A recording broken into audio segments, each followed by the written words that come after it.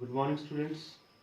Today again we are going to continue the chapter Laws of Motion, and in which we are going to continue with third law of motion. We have completed till second law and we have gone through the mathematical proof of that also. In the third law of motion, what does it state and what are the examples? We are going to understand that. So first of all, the statement, the every action has its equal and opposite reaction. The third law statement says every action, whatever action will do to any kind of body or any kind of system, will somehow get back the reaction, equal and opposite reaction. Sometimes it is clearly indicated with the different examples, like you throw the ball to the wall.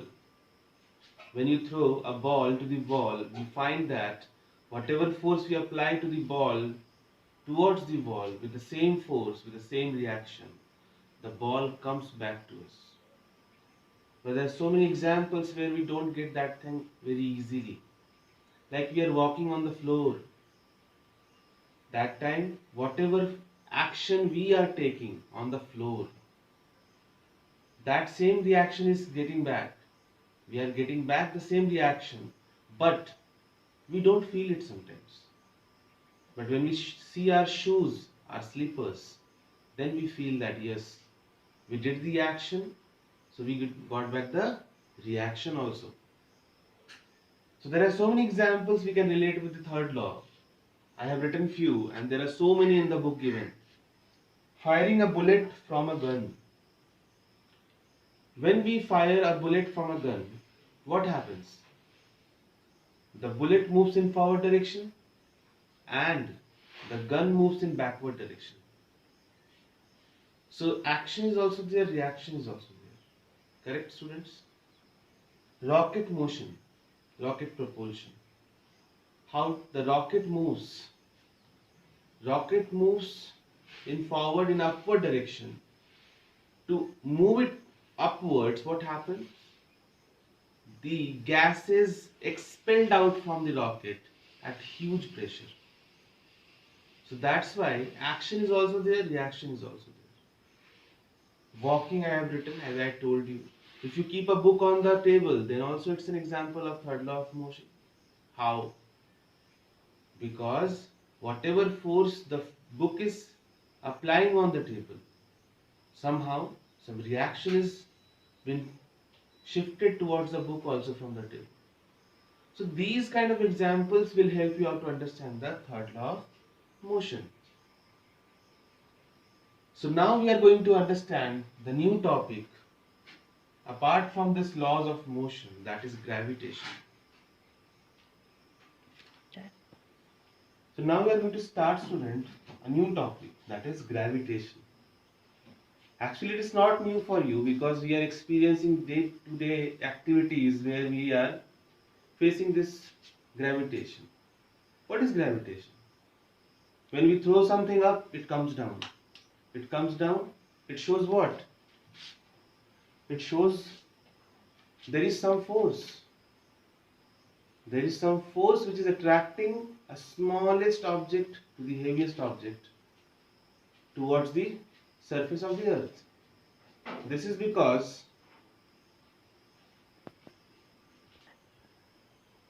so when we are throwing this up, it comes down. It is because of the gravitational force, the gravity of the earth. Everybody in this entire universe is somehow attracted towards another body, or it is attracting another body towards itself. This is called gravitation. The thing what we are throwing and it comes down, it is due to the acceleration of gravity.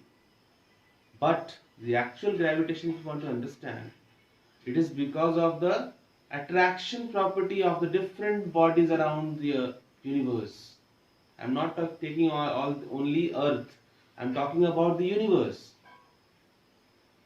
So to understand this gravitation in a better manner, Sir Isaac Newton has given a law, which is also known as universal law of gravitation, or it is also known as law of gravitation or Newton's law of gravitation.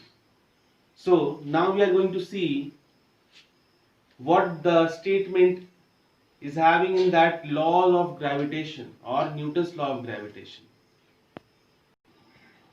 So now students, we are going to see what this law of gravitation given by Newton, Sir Isaac Newton, which is also known as universal law of gravitation.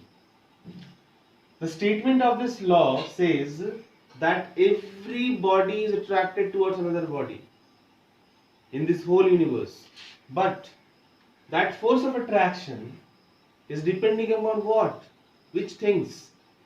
So this statement says force of attraction between any two bodies of the universe is directly proportional to the product of their masses and inversely proportional to the square of the distance between them. Once again students, the force of gravitation, the force of attraction between any two bodies, whatever mass, whatever distance they are having, doesn't matter, that is depending upon what? It is directly proportional to the product of their masses and it is inversely proportional to the square of the distance between them.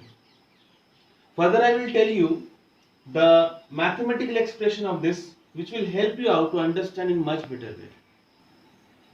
So now students, we are going to see the mathematical proof of the same law. I have taken two bodies, as you can see, them of mass m1 and m2, and they are separated by a distance capital R. So according to the law said that the force of attraction is directly proportional to the product of their masses. So I have done F is directly proportional to m1, m2. It means we have got the product. And F is directly inversely proportional to R square. That is the square of the distance between them. Now if we combine these two equations,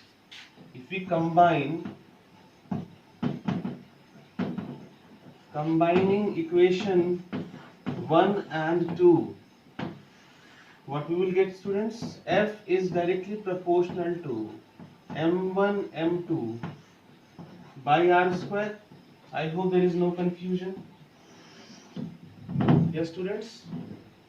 So, as I told you, in physics, whenever we are having proportionality sign and we have to convert that into equal to, we have to keep a constant, isn't it?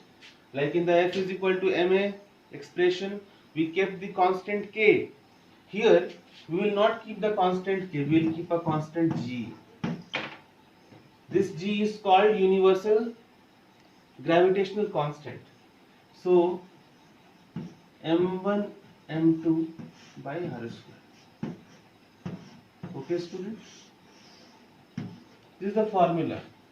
Now question comes that how we can understand this relationship. I have made you understand with the help of force and product of masses and the distance between those bodies. What is this G? G is what? G is universal gravitational constant.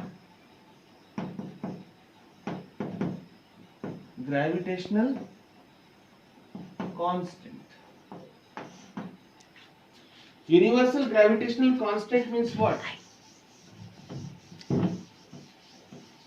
Universal gravitational constant means what?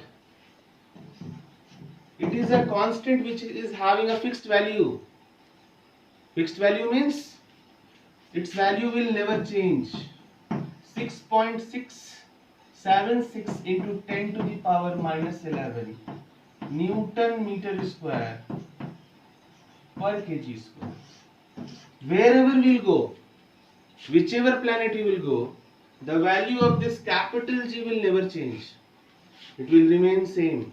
Whichever mass of the bodies will have, whichever distance, whatever distance we will have, but the value of this G will be always coming constant, same. That's why it is called universal gravitational constant. But if you talk about acceleration due to gravity, which is there for different planets, then its value will change in different planets. Like the value of mass doesn't change, the value of weight changes, right? In the same way, this value doesn't change, but the value of small g will always change. Okay, students? So I hope you have understood this law along with its expression. So I request you all to complete the exercises related to this, the numericals related to this. And if you find difficulty, you can surely ask to me. And try to complete the questions and the exercise related to this. So thank you so much and have a good day.